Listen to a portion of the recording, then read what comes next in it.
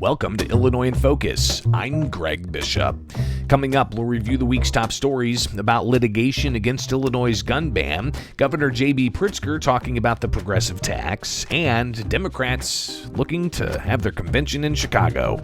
I'll then join the Center Square executive editor Dan McCaleb to further discuss those stories and more. That's ahead with Illinois in Focus. I'm Greg Bishop. Between the Consumer Price Index, inflation, and job reports, it feels like you need a PhD in economics to fully understand the economic news happening around us every day. That's why you need the Everyday Economics Podcast. Join host Chris Krug and economist Dr. Orphe Devungi as they help you understand the economic world happening around you every day. Listen to the Everyday Economics Podcast at americastalking.com or wherever you get your podcast. Welcome back to Illinois in Focus. I'm Greg Bishop. Here's some of the top stories from the past week. A federal judge heard both sides of the arguments around challenges to Illinois' gun and magazine ban. Plaintiffs are confident they'll get a preliminary injunction against the law in the weeks ahead. The law Governor J.B. Pritzker signed bans more than 170 semi-automatic firearms in certain magazine capacities. 4 plaintiffs' groups allege the law violates Second Amendment rights to keep and bear arms. Judge Stephen McGlynn for the Southern District of Illinois heard oral arguments Wednesday in East St. Louis. Gun rights advocate Todd Vandermeide said the judge's questions shows he knows the issues. I think it went well. I think that unlike what we've seen in a couple of the other cases, you have a judge who understands firearms. I think his questions showed that he understands the nuances of this. Vandermeide said gun owners are irreparably harmed by limits on their ability to keep and bear arms, and gun stores are harmed by losing 60% of sales in some instances. The nuance of the challenges is something that was debated during that hearing. Federal Judge Stephen McGlynn noted some firearm features the state banned, like pistol grips to keep a firearm steady, will make guns less safe for the elderly or people with disabilities. The state said that they weren't there for that. McGlynn said he was. After the hearing, plaintiff's attorney Thomas Magg said that's a very important point. The elderly, those with physical infirmities, require different types of firearms than a strong 19-year-old bodybuilder. Yes, I do think that that's very important. For instance, my own mother-in-law has severe arthritis. She cannot handle most modern firearms. We had to find one that she could handle with her arthritis. The state also argued Wednesday Illinois legislators won the popular votes and can set such policies up. Mag said that's wrong. They're arguing that the legislature is not bound by the Constitution. That's the exact opposite of how it really works.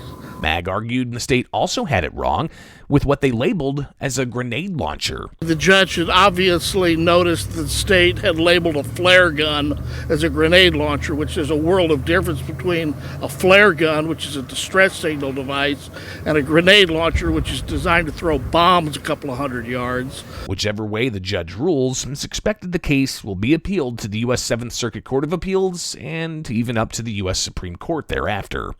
Governor J.B. Pritzker says that he's still seeking to implement a graduated income tax on Illinoisans after a previous attempt was rejected by voters. Andrew Hinsel has more. Pritzker discussed a multitude of issues at a forum at Harvard University in Boston this week and took questions from students in attendance. Pritzker was asked about redistribution policies being implemented in Illinois and said he still believes in the income tax proposal that failed in 2020. Needed to pass with 60% of the vote. We were unable to get the 60%. I still believe in a graduated income tax. I still believe in making sure that we have a tax system that's fair. State Rep. Brad Hallbrook says voters have already made it clear they are not interested in any graduated income tax proposal. They never give up, and I wouldn't expect anything less, and what was interesting is he needed it in 2020 to raise $3 or $3.5 billion. It failed miserably. The 2020 proposal would have allowed lawmakers to set different tax rates for varying income levels. And officials with the Democratic National Committee, they released some of the details about Chicago hosting the 2024 Democratic National Convention. Kevin Bessler files that report. The Windy City beat out Atlanta and New York City to host the event. Governor J.B. Pritzker says Chicago is at the center of the blue wall of key states. Wisconsin and Michigan and Minnesota will show that Democrats don't take this region for granted, that this is key to victory in 2024. Mayor Lori Lightfoot says the city is relatively prepared because of the last convention nearly 3 decades ago. Because of the work that was really initiated by the Daley administration in preparation for the 1996 convention, a lot of the work around the infrastructure was already done. The big speeches will take place at the United Center, while the McCormick Place will be home to most of the meetings. Organizers believe the convention could give Chicago a $150 million economic boost. I'm Kevin Bessler. Those are the top stories of the week from Illinois. Find more online at americastalking.com. Coming up for Illinois in Focus, I'll join the Center Square Executive Editor Dan McCaleb. This is Illinois in Focus, a production of America's Talking Network. I'm Greg Bishop. Freedom and liberty are important to all of us in Illinois, from Rockford to Carbondale, from Quincy to Decatur.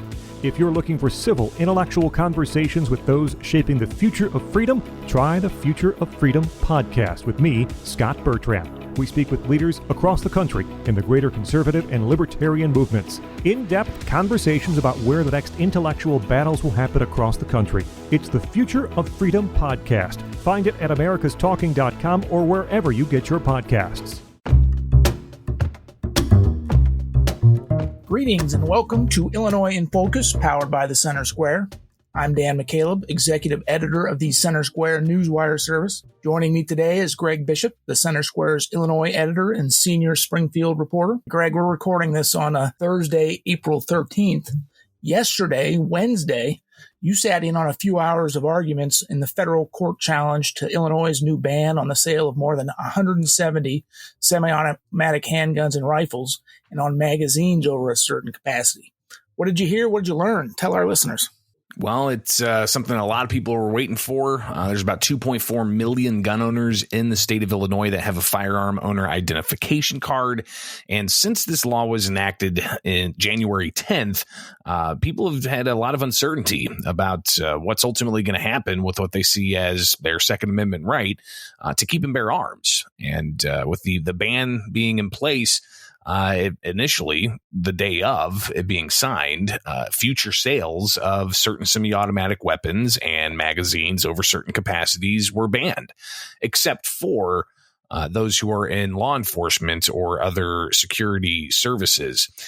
So you had the lawsuits that were filed, a tranche of lawsuits in state court challenging the state's ban on grounds of equal protections, primarily because it doesn't impact certain sectors of the population like those in law enforcement. But on the federal side, you had 4 cases that were filed in the Southern District of Illinois, where they were ultimately consolidated and all looking to challenge the state's law on the grounds it violates the Second Amendment. So we saw a lot of action with the state level cases. You have one of those state level cases already in front of the Illinois Supreme Court, but that's not till mid-May. Really, when you look at the larger outcome of what could happen here with the cases, state level cases, we've seen temporary restraining orders only for the thousands or so that signed on as plaintiffs in the state level challenges. The federal challenge, it's asking for a preliminary injunction against the law, which would be in effect for everybody statewide. It would essentially say if there's a preliminary injunction put in place that the state cannot enforce the state's ban on certain guns and magazines. Now, interestingly enough, Dan, earlier this week on Monday, one of the phases of the state's gun ban went into place, and that was the prohibition of people being out and transporting certain types of weapons unless they're broken down in a closed case without any ammunition in them. If you got found with a magazine that was out of compliance, it was a $1,000 petty offense. And if you got found with a weapon or a firearm that was not in compliance, you could face up to a Class 2 or Class 3 felony, depending on how many times you were caught or how many instances you were caught with. So a lot of uncertainty, even between January 10th and this past Monday. But Wednesday, things came to a head in the federal challenge, where you had Judge Stephen McGlynn having the consolidated cases in the Southern District, hearing oral arguments in this case. I was able to get down to East St. Louis to the federal court there and sit in as a member of the media and posting updates via Twitter, as seems to be a reliable way to get information out of a courtroom real fast. and as accurately as possible. And the arguments were rather interesting, especially with the states bringing up the issue of the firearms the state's looking to ban here and has banned are common, but they say they're common, leading to people getting their hands on them and committing evil acts. The plaintiffs in the case say that recent Supreme Court precedent says you cannot ban commonly owned firearms. So that seems to be the crux of what the debate's all about.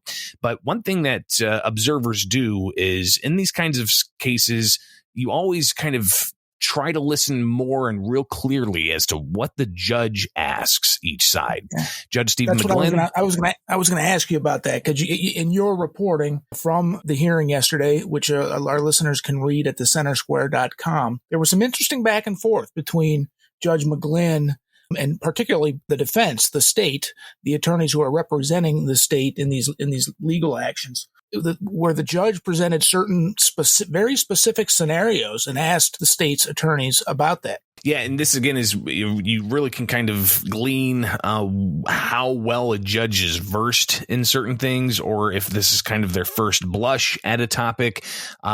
From those observers watching this as well yesterday in the courtroom Wednesday, they say that McGlynn knows firearms. He knows these issues.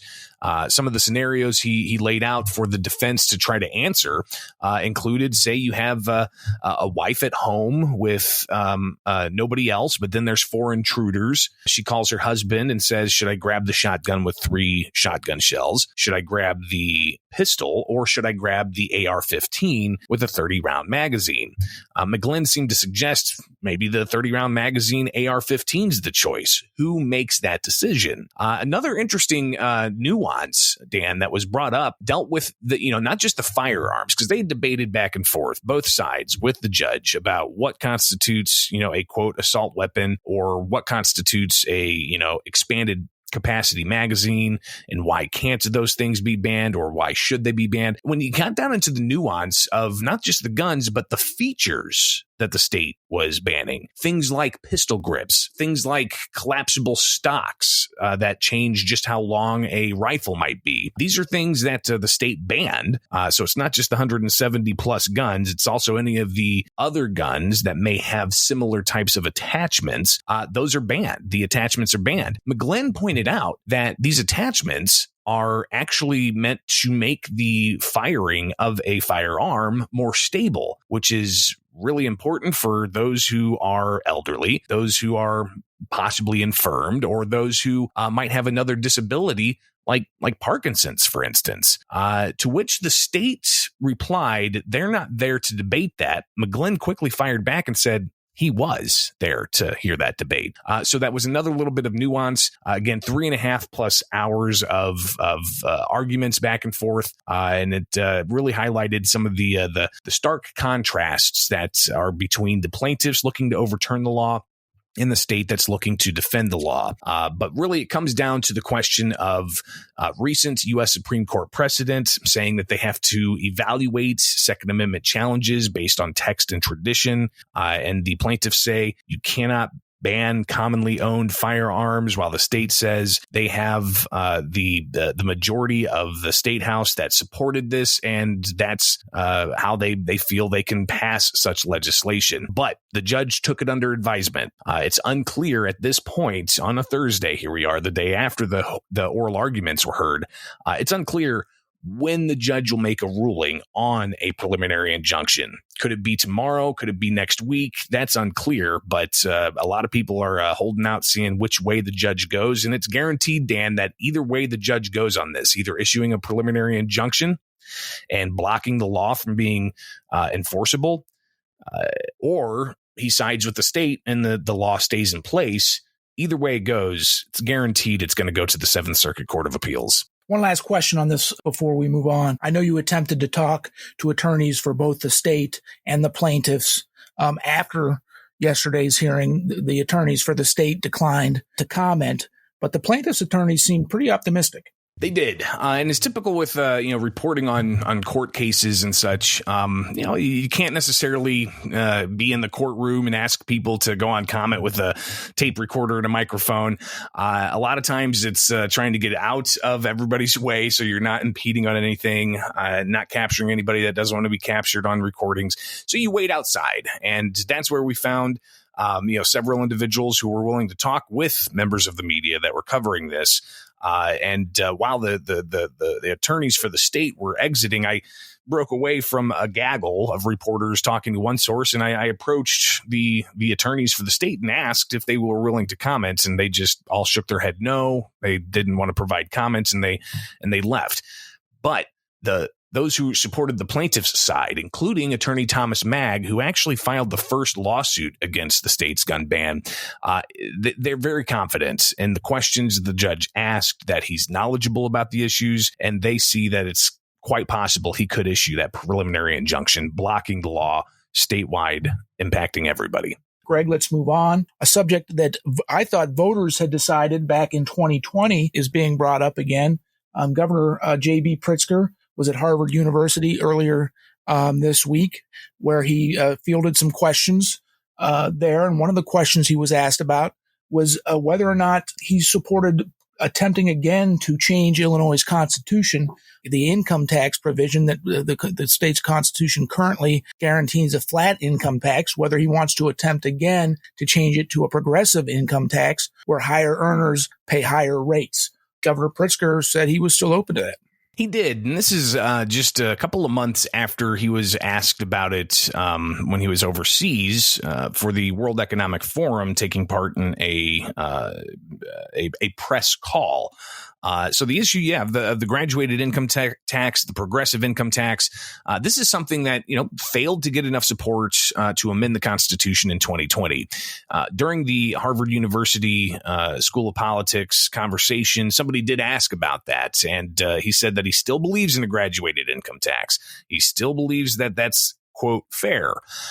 But even a couple of months ago when he was asked about it, he said the state's bringing in enough revenue as is, and they're doing conservative budgeting, and they're not looking to increase taxes. And he kind of downplayed the idea of the graduated income tax coming back up as an issue, or there being another push to try to change the state constitution.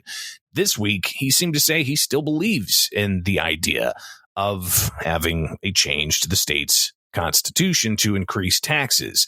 And that's something that Republicans say is ultimately what the measure would do if voters approved it. It would increase taxes on people, especially small businesses, to the tune of $3.5 billion, one estimate had.